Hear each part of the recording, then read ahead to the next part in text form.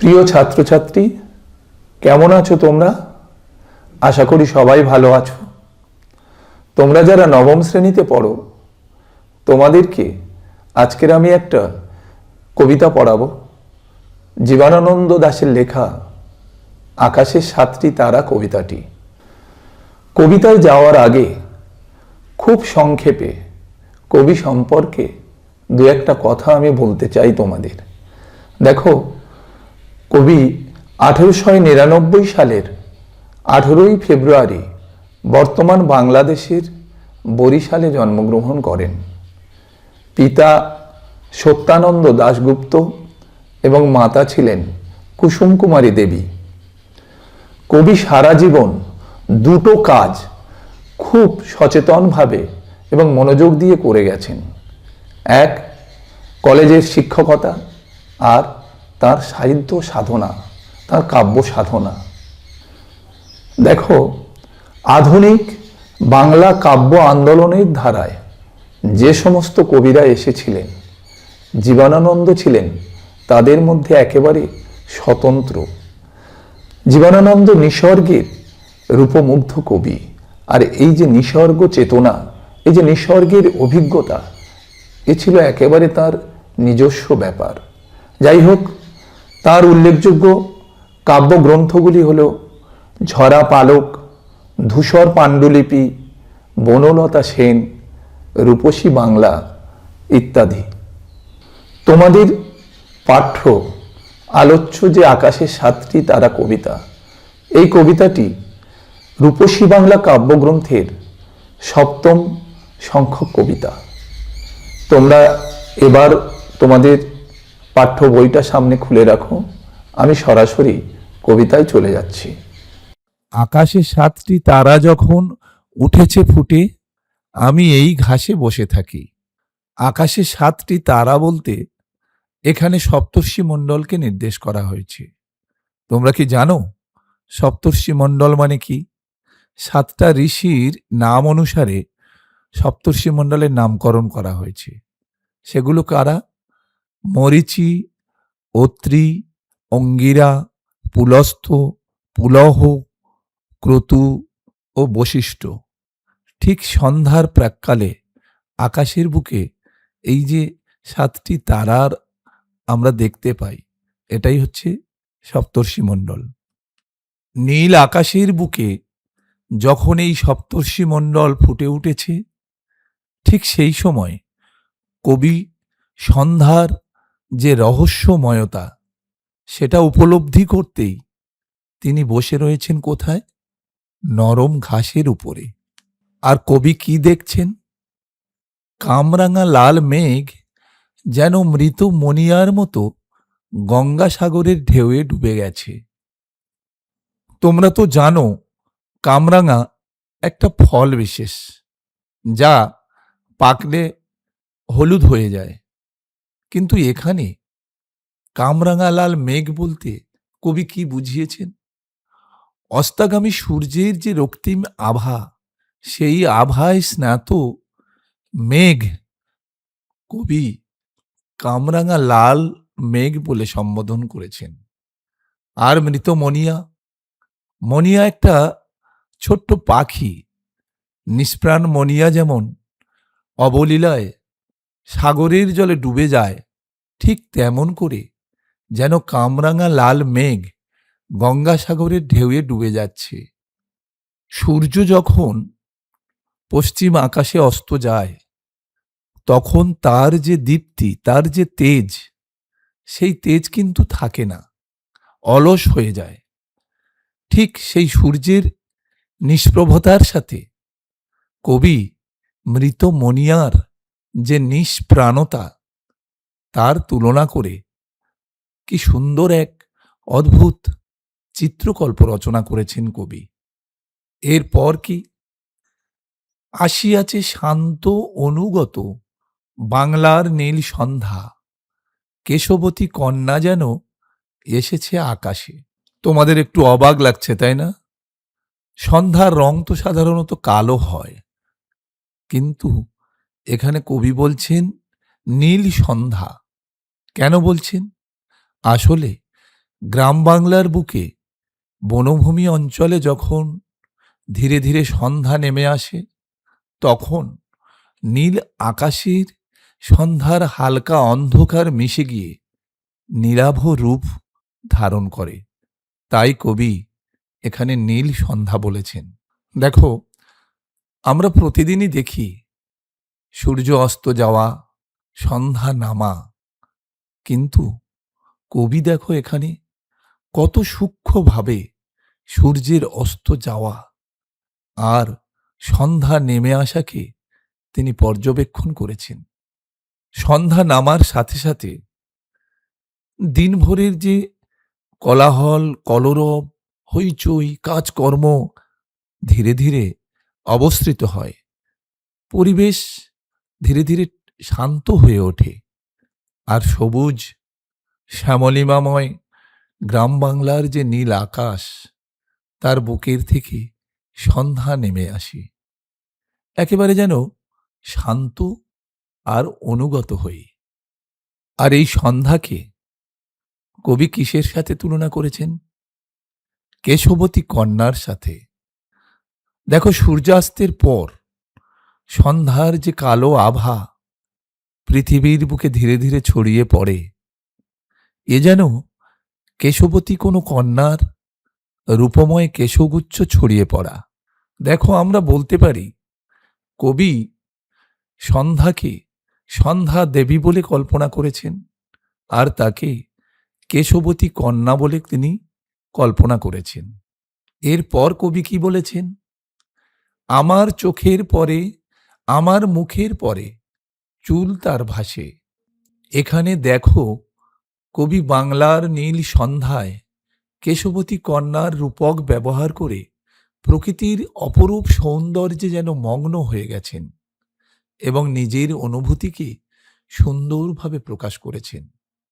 যেখানে মনোরম প্রকৃতির স্নিগ্ধতা যেন তার চোখের উপর, তার মুখের উপর কেশবতী কন্যার চুলের মতো ভেসে বেড়াচ্ছে।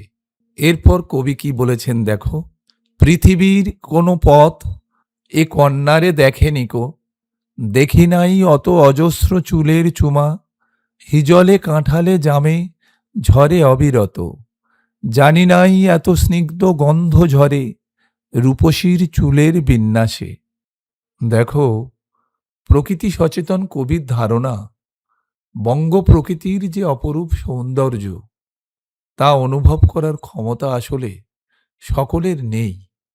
বাংলার সন্ধ্যাকালীন রূপে মহাবিষ্ট হয়ে কবি বলেছেন, পৃথিবীর কোনো পথ বা আর কেউ সে রূপ কখনো দেখেনি। অজস্র চুলের চুমা, হিজলে কাঁঠালে জামে ঝরে অবিরত। আসলে সন্ধ্যা দেবী তাঁর খোলা কেশরাশি যেন প্রকৃতির বুকে ছড়িয়ে দিয়েছেন, আর সেই কেশগুচ্ছ পৃথিবীর বুকে সজীব হয়ে দাঁড়িয়ে থাকা হিজল, কাঁঠাল ও জামের গাছগুলিকে যেন সস্নেহে চুম্বন করছে। আর কি হচ্ছে? প্রকৃতি যেন সেই চুম্বনের কোমল স্পর্শে শিহরিত হয়ে উঠছে। আসলে এ যেন দিনভরের ক্লান্তি, অবসাদ এগুলো দূর করতে সন্ধ্যা দেবীর আগমন হয়েছে বাংলার বুকে। জানি নাই এত স্নিগ্ধ গন্ধ ঝরে রূপসীর চুলের বিন্যাসে। অর্থাৎ বঙ্গ প্রকৃতির যে অপরূপ সৌন্দর্য, তাকে কবি যেন এক রূপসী নারীর কেশবিন্যাসের সাথে তুলনা করেছেন। সন্ধ্যাবেলায় হিজল, কাঁঠাল ও জামের ডালে বাংলার শান্ত প্রকৃতির যে কোমল ও সুগন্ধি রূপ কবি দেখেছেন, তা এতটাই মনোমুগ্ধকর যে তিনি একে রূপসীর চুলের বিন্যাস থেকে ঝরে পড়া স্নিগ্ধ গন্ধ বলে অনুভব করেছেন। এরপর কবি কি বলেছেন? পৃথিবীর কোনো পথে নরম ধানের গন্ধ, কলমির ঘ্রাণ, হাঁসের পালক, পুকুরের জল, চাঁদা সরপুঁটিদের মৃদু ঘ্রাণ, কিশোরীর চাল ধোয়া ভিজে হাত, শীত হাত খান, কিশোরের পায়ে দলা মুথা ঘাস। দেখো, এখানে কোনো পথে বলতে কবির চেতনায় স্পষ্ট হয়ে উঠেছে পৃথিবীর একমাত্র বঙ্গভূমিতেই যেন নরম কচি ধানের গন্ধ, কলমি শাকের ঘ্রাণ, চাঁদা মাছ বা সরপুঁটি মাছদের গন্ধ প্রভৃতি প্রকৃতির শরীরী অস্তিত্ব যেন বর্তমান।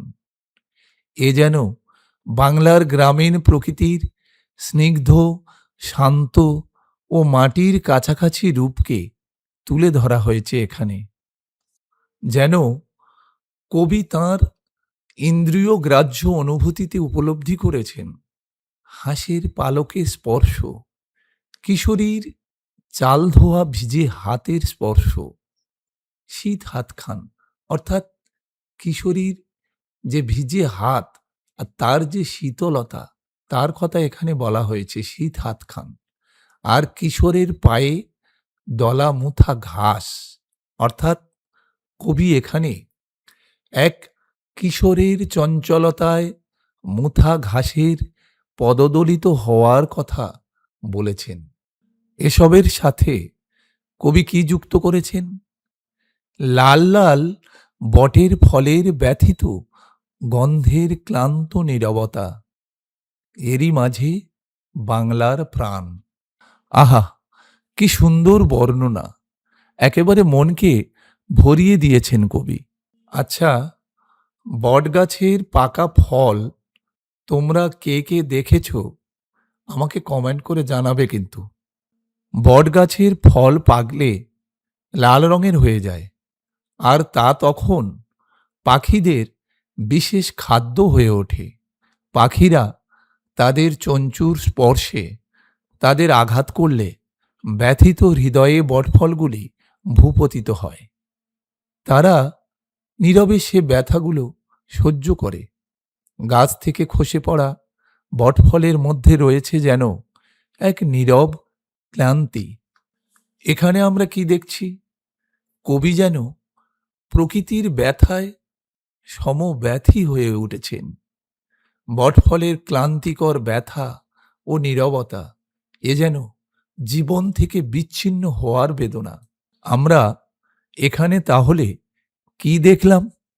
কেশবতী কন্যার চুলের বিন্যাস থেকে ঝরে পড়ছে গন্ধ। সে গন্ধ নরম ধানে, কলমি শাকের ঘ্রাণে, হাঁসের পালক, পুকুরের জল, চাঁদা সরপুঁটিদের মৃদু গন্ধ, কিশোরীর চাল ধোয়া ভিজে হাত, কিশোরের পায়ে দলে যাওয়া মুথা ঘাস, আর কি লাল বটফলের ব্যথিত গন্ধ। এসবের মাঝে নিহিত বাংলার সজীব প্রাণের যে অস্তিত্ব কবিতা অনুভব করেছেন। আর এইগুলিই তো বঙ্গ প্রকৃতির ঐশ্বর্য, বঙ্গ প্রকৃতির প্রাণ। আর এসব দৃশ্য দেখে আর অনুভব করে কবি বলে ওঠেন, এরই মাঝে বাংলার প্রাণ। সব শেষে কবি কি বলেছেন? আকাশে 7টি তারা যখন উঠেছে ফুটে, আমি পাই টের। প্রকৃতির সৌন্দর্য পিয়াসী কবি বাংলার প্রাণের টের পেয়েছেন। কোথায়? সন্ধ্যার প্রাক্কালে সবুজ নরম ঘাসের উপর বসে অস্তাগামী সূর্যের রূপ ও সৌন্দর্য এবং সন্ধ্যা আগমনের দৃশ্য দেখে এবং তাঁর ইন্দ্রিয়ানুভূতির মাধ্যমে প্রকৃতির রূপ, রস, গন্ধ, স্পর্শ অনুভব করে তিনি টের পেয়েছেন। কি টের পেয়েছেন? এরই মাঝে বাংলার প্রাণ নিহিত আছে। তিনি বাংলার প্রাণের সন্ধান পেয়েছেন। এরই মাঝে বাংলার প্রাণ, এই লাইনটা কিন্তু খুবই গুরুত্বপূর্ণ। এই লাইন তুলে দিয়ে তোমাদের কিন্তু প্রশ্ন আসতে পারে। এরপর কি আছে? আসিয়াছে শান্ত অনুগত বাংলার নীল সন্ধ্যা। এই লাইনটাও গুরুত্বপূর্ণ। আলোচনাটি এখানেই শেষ করলাম। তোমাদের যদি ভালো লাগে অবশ্যই লাইক করে দিও, আমার চ্যানেলটাকে সাবস্ক্রাইব করে দিও আর কমেন্ট করে জানিও। যদি কোনো বুঝতে অসুবিধা হয় অবশ্যই তোমরা জানাবে। সবাই ভালো থেকো, ভালো করে পড়াশোনা করো, মন দিয়ে পড়াশোনা করো, অনেক বড় হবে তোমরা, এই প্রার্থনা করি।